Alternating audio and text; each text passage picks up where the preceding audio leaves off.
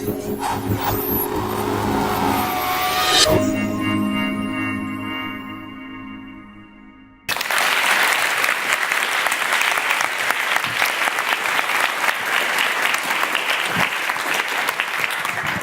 work as an artist, and as part of my practice, I do drawings, I do installations, and for one night, I'm going to do Gramaphonica Lovelace remix. So let's get the first image. So these are examples of my work. So I do drawings where I use typewriters to make drawings. I use a gramophone as a drawing instrument. And I do soundworks performances and use unusual materials to draw with. And so, as well as graphite and pen, I've used diamonds, typewriters, gramophones, and even pianos as well to create drawings. And I'm really interested in exploring the poetic potential of things beyond their intended use, and I work through reinvention. So, STEM concepts weave their way through my practice. So, I use diamond and graphite to make carbon paper drawings. I've composed synthesized text and music scores for typewriters. And the Gramaphonica performance, I coax inherent electronic sounding drum and bass beats and ambient techno loops and playing groove-appropriated 8-year-old shellac records on a wind-up gramophone.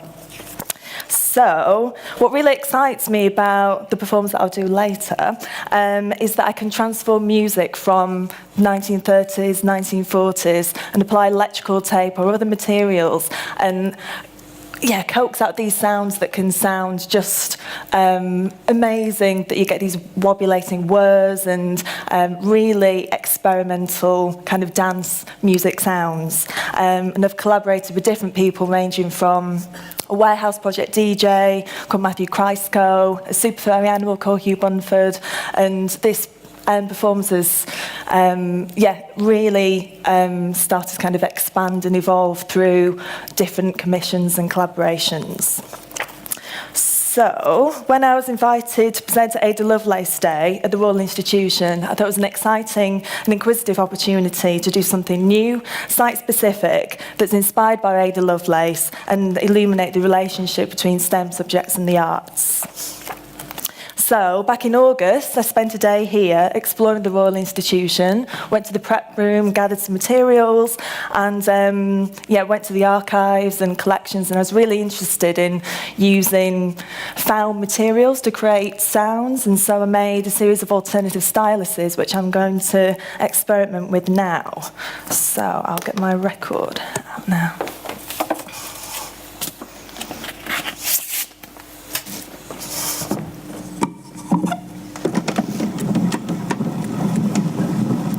So this takes a bit of time. You need the needle as well, so every time you play a record, you need a different needle every time because it wears down the record and the needle. But one of the things I do love about this performance, you have to attend to the instrument, and there's a lot of ritual involved as well. So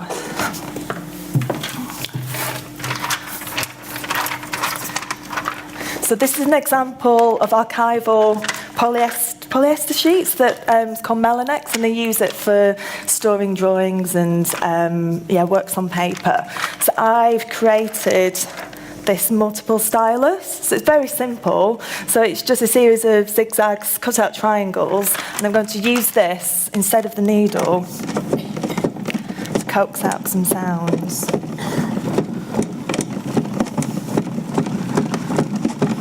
And we should hear an alternative rendition of My Fair Lady, I Could Have Danced All Night. Let's have a go.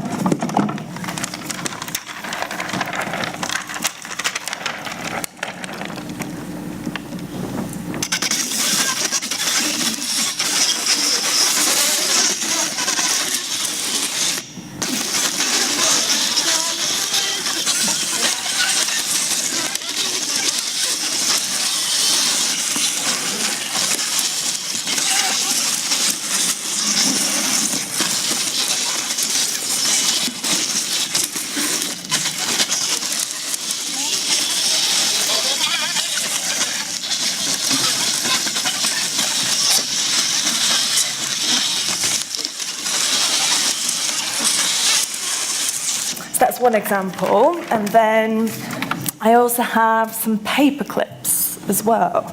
So I'm going to bend these, and then let's see what sounds we can make as well. Try and have this one. Okay.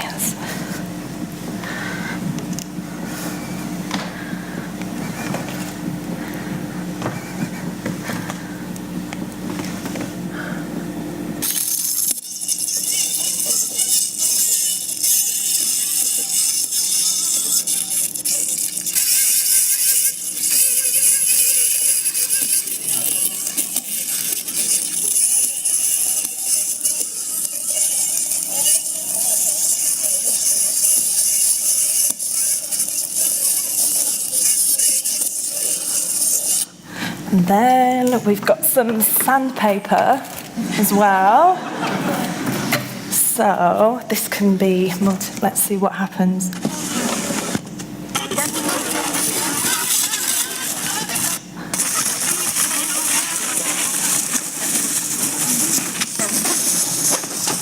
I need to wind this up as well.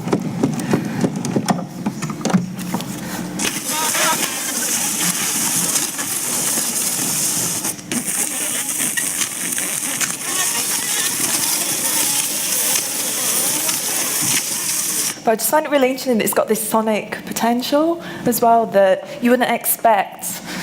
Yeah, different materials have these different sounds, and using them in this way reveals this other unintended use and this hidden quality. And I really like these just because they're similar to punch cards. So let's see what happens here.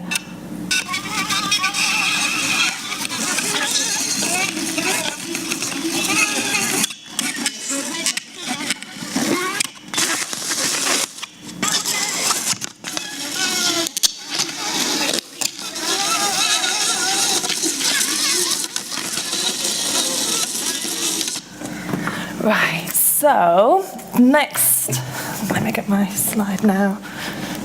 So these are some of the examples of other performances I've done with the gramophone, the collaboration with the Warehouse Project DJ, and then here's the performance that I did with Hugh Bunn from the Super Furry Animals. So we're doing a performance where he extracted found sounds from the Whitworth Art Gallery in Manchester. So he went recording behind the scenes, recording different sounds, filtered them, and I took conservation material similar to what I've done here, and then used those as alternative styluses and stuck them on records, and created a new sonic experience. So one of the things I'm going to do now is been really inspired by a certain quote by Ada Lovelace. This quote here: "The analytical engine weaves algebraic patterns just as jacquard loom weaves flowers and leaves." So I've prepared a number of records. And what I've done is taken inspiration from Ada. I've prepared them in a way where I've used vinyl tape, and then I've punched the vinyl, and then I've woven the strips together, and then I'm going to play these on here, and then see what happens. So let's start with this one.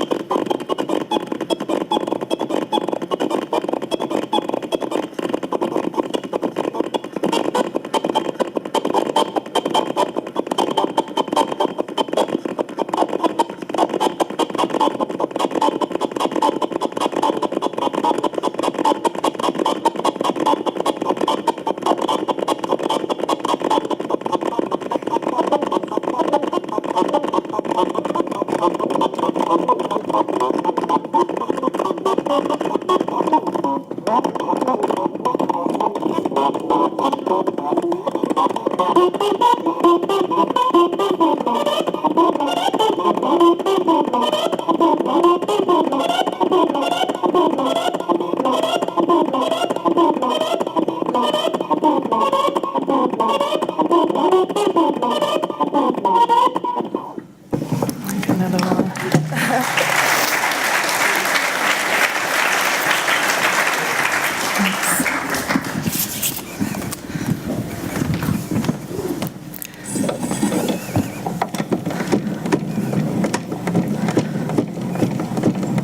So one of the things as well, with the record and the tape, I create this structure, but it's the structure for chance to occur. So some of the sounds that I extract, I don't know what they're going to sound like. So they can sound like drum and bass, or they can sound like techno, or they can sound just like weird instrumental whirring. So let's see what this one sounds like.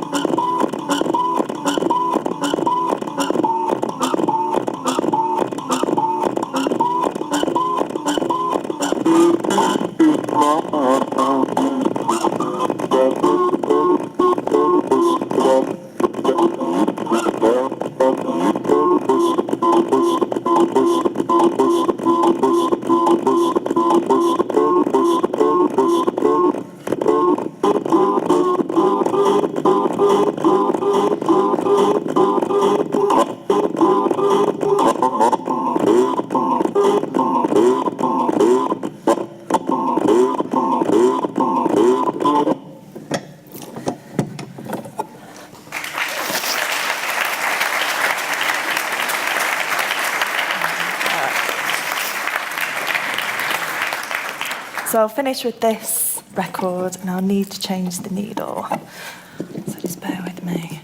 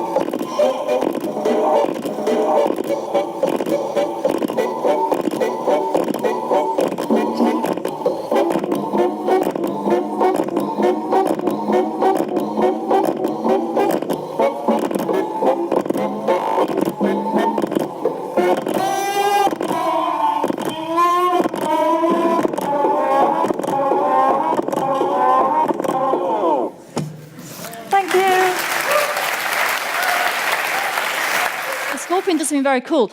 It's got a patch on its tail that is light sensitive, not to any particular frequency. It's not an eye, but it's sensitive to light. So as its tail is held over its back, it can tell whether it's glowing.